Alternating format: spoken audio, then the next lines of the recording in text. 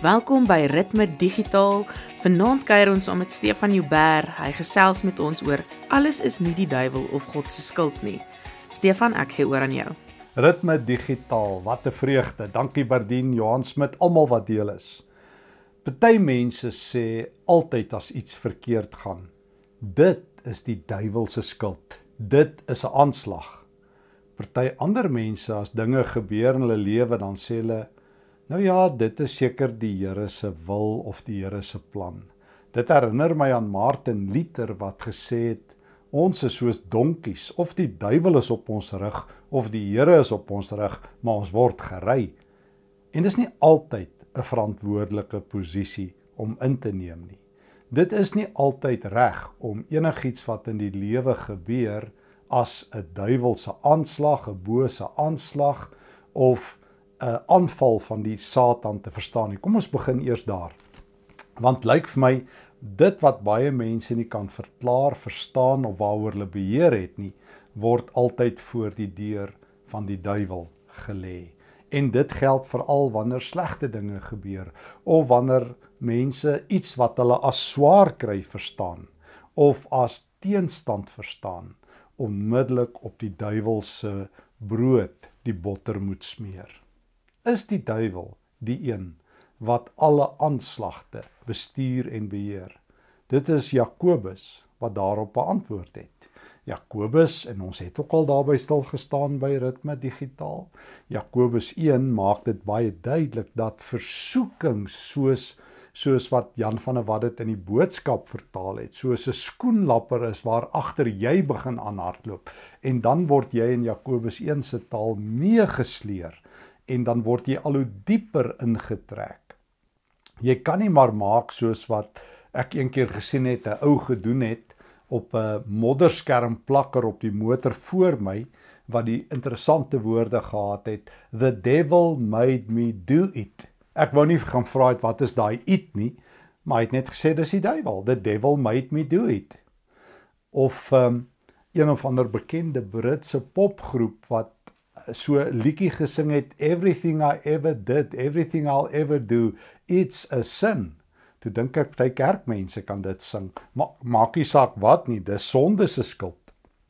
En Paulus vat daai roete net om dit te dekonstrueer in Romeine 7. Wanneer hy in Romeine 7 sê, die goeie wat ek wou doen, dit doen ek nie. En die sonde wat ek nie wil doen nie, dit doen ek. En dan skryf hy in Romeine hoofstuk 7, dat dit is eintlik die mag van sonde. Maar Paulus is nie besig met 'n groot verskoning. Julle, ek kan mos nou nie help nie, ek is 'n ou sondaar. Of, dis alweer 'n duiwelse aanslag nie. Want baie mense inderdaad volg daai roete. Alles is aanslag. Maar hoe moet ek dan reg dink oor aanslag? Hoe moet ek dan reg dink oor sonde? Wel, Jesus leer my in Lukas hoofstuk 11, dat wanneer hy 'n duiwel uit iemand dryf, en dan kom die skare, en dan vra hulle in Lukas 11, is dit dalk die seun van Dawid, wat hier binne in ons geleedere aan die werk is. En dan sê die godsdienstige leiers, dit is daar vanaf hoofstuk 11 vers 14, dan kom die godsdienstige leiers en hulle sê, nee, vers 15, Beelzebul, die hoof van die duiwels, gee vir hom die krag. En dan kom Jesus en hy sê, die duiwel is nie teen homself verdeeld nie, maar dan sê Jesus, hy homself het die aanslag geloods teen die duiwel. En dan die pragtige woorde, vers 20, die waarheid is, ek verjaag demone deur die krag van God. Dit bewys vir julle een ding, God heers, en hy heers ook hier tussen julle en oor julle deur wat ek doen. Letterlik kan mens dit ook vertaal deur die vinger van God dryf ek die duiwels uit. Jesus stoot die duiwels uit die pad uit. So, die Nuwe Testament dink nie ons is die heeltyd onder aanslag nie, maar die Nuwe Testament weet ons is deel van die koninkryk van God. God het reeds die aanslag geloods.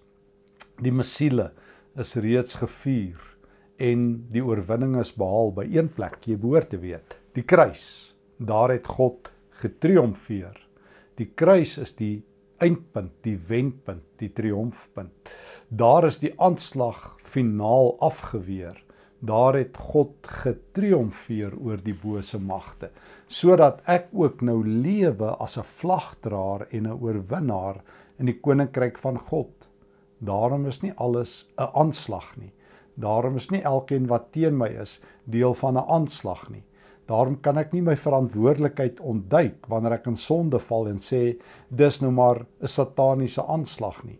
Want Romeine 7, waar Paulus presies ook vertel van sonde as die mag, dat die goeie wat ek wil doen, dit doen ek nie, en die slegte wat ek nie wil nie, dit doen ek wel. Paulus vra die vraag in Romeine 7 vers 24. Wat 'n miserabele mens is ek nie. Wie sal my red van hierdie liggaam waarin ek vasgevang is en wat besig is om my dood te maak? Hiervoor kan ek net vir God oor en oor dankie sê. Presies dit doen hy deur Jesus Christus ons Here. Hoe anders is dinge as ek egter steeds deur die wet na myself sou kyk. Dan gehoorsaam ek steeds God se wet in my gedagtes, maar dan dien ek as sondige mens steeds daardie einste wet wat sonde wakker maak in myself. Jy moet mooi hoor wat Paulus hier sê. Die vertaling het dit probeer na vore bring. Paulus sê, as ek na myself kyk, is ek 'n slagoffer van die sonde en die Satan en die wet. Maar as ek in Christus is ek aanspreeklik, is ek vrygemaak, is ek nie meer 'n slagoffer van en sonde en myself en die duiwel nie. Dan deel ek in die oorwinning van Christus. En dan moet ek versigtig wees om as ek aan die een kant sê alles is die duiwel se skuld, om aan die ander kant maar net om te draai, om my verantwoordelikheid te ontduik en maar net te maak so sommige mense maak. Ek hoor mense doen die snaakste dinge. Dan sê hulle nee, die Here het hulle gelei. Ek hoor mense spring so van posisie tot posisie, land tot land en werk tot werk. Party mense sê hulle immigreer want die Here het vir hulle gesê. Dan kry ek die Here partykeer 'n bietjie jammer dat hy nou weer so vinnig van posisie moet verander. En nooit is dit mense se eie skuld nie. Jy weet, dis die Here. Nee, sê Paulus in Romeine 7. Nee, sê Jesus. Dit is waar ons is in 'n stryd, maar is 'n stryd wat gewen is. Die kruis is die oorwinning. Dit is waar die bose is magtig en listig, 1 Petrus 5 en loop soos 'n brullende leeu rond. Maar Jesus het hom teruggestamp deur die vinger van God. Deur die vinger van God behaal hy die oorwinnings. En is ons nou meer as oorwinnaars. Dit is waar God lei ons, maar hy lei ons deur sy woord. En nou is ek nie meer 'n slagoffer nie. Nou kan ek en moet ek en gaan ek aanspreeklikheid vat. Ja, ek mag sê en ek moet sê, die Here lei my. Ja, ek mag sê en ek moet sê, God lei my, maar hy lei my deur sy woord. Hy lei my deur 'n verantwoordelike manier van lewe. Hy lei my deur 'n verantwoordelike leefwyse. Hoe leef ek verantwoordelik? Wel, ek ken die woord. Wanneer ek onseker is oor iets, sê ek nie onmiddellik dis of die duiwel of dis die Here nie. Ek gaan toets dit aan die woord. Wanneer ek wonder, moet ek hierdie keuse maak of daai keuse in my lewe, moet ek hier bly of daar, gaan kyk ek, wat is God se wil vir my lewe? En ek weier dat ek deel word van 'n aanslagteologie wat eintlik alles wat ek nie verstaan nie aan die duiwel toeskryf, of ek vat nie verantwoordelikheid nie teologie aan die ander kant wat sê, ag nou ja, wat moet gebeur sal gebeur, of dis seker maar hoe die Here werk. Hoe sê baie ouens, jy weet God werk in misterieuse maniere, wat eintlik vir my sê, ek gaan nou maar aan, want ek verstaan nou nie eintlik hoe God werk nie. Ons weet presies hoe God werk. Ja, God is groter, meer, sterker, heiliger, beter, meer liefdevol as alles wat ek van hom weet, maar hy is verseker nie anders as wat ek weet van sy liefde in die Bybel en hoe ek dit ervaar nie. Daarom, as ek onseker is oor iets, ontduik ek nie my verantwoordelikheid en kom, dis die duiwel se skuld of dis die Here se skuld nie. Dan then I owe up to my own responsibility. As ek swak besluite neem, is dit ek. Ek sê nie dis die Here nie, dis ek. Dis Stefan wat 'n beter besluit moes geneem het. As ek onseker is oor God se wil, dan sit ek. Ek ontduik nie my keuses nie. 'n wyle gelede toe ek ergens iewers by 'n plek moes optree en dit nie uitgewerk het nie, het iemand vir my gesê, ag nou ja, dis seker die Here se wil. Sê ek nee, dis net ons swak administrasie en ons swak beplanning. Let's own up to our own responsibility. Ons doen partykeer slegte dinge. Ons kan dit nie vir die Here aangee nie, kan dit nie vir die duiwel aangee nie. Dit is waar, waarmee ons begin het wat Luther gesê het. Partykeer is die duiwel ongelukkig op ons rug, maar dan moet ons hom afkry. Dan moet ons verantwoordelikheid vat vir ons eie gemors, vir ons eie sonde. Ek kan nie maar net omdraai en sê, the devil made me do it nie. Ek kan nie maar net saam met die begin van Romeine 7 sê, hierdie mag is in my aan die werk nie. Ek moet by die einde van Romeine 7 uitkom wat sê, ek is 'n miserabele mens, maar God dank, Jesus het my kom bevry.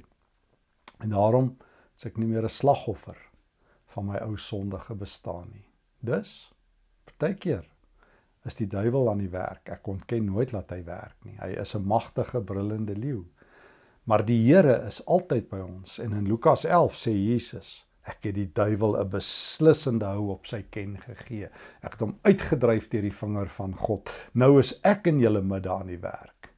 En daarom kan ek as 'n Christen in Jesus verantwoordelikheid vir my lewe vat. Ek kan my besluite toets aan die woord. En as ek dinge nie verstaan nie, dan is dit wat die lewe is. Maar ek sit nie elke keer die skuld op die duiwel of op die Here om my eie verantwoordelikheid te ontduik nie. Ek dink dit kan nogal 'n sonde word, dat ons nooit verantwoordelikheid of aanspreeklikheid wil aanvaar nie. Deurdagte Christene leef in die koninkryk van God, vat aanspreeklikheid, ken die woord dat die duiwel oorwin is, en weet dat die kruis die oorwinningspunt is, en leef uit die oorwinning van Christus. Kom ons gaan hoor die Here se woord, kom ons gaan leef verantwoordelik, en dan laat ons toe, dat die Gees ons lewe vervul. Dankie Here dat ek vandag in U naam my lewe aan die voete kan neersit. Vul my met U goeie Gees, vul my met verantwoordelikheid, maak my 'n nuwe mens in Jesus se naam. Amen. Vanaand kan jy luister na My Hope is in Jesus. Kyk direk na die boodskap op Facebook daarvoor.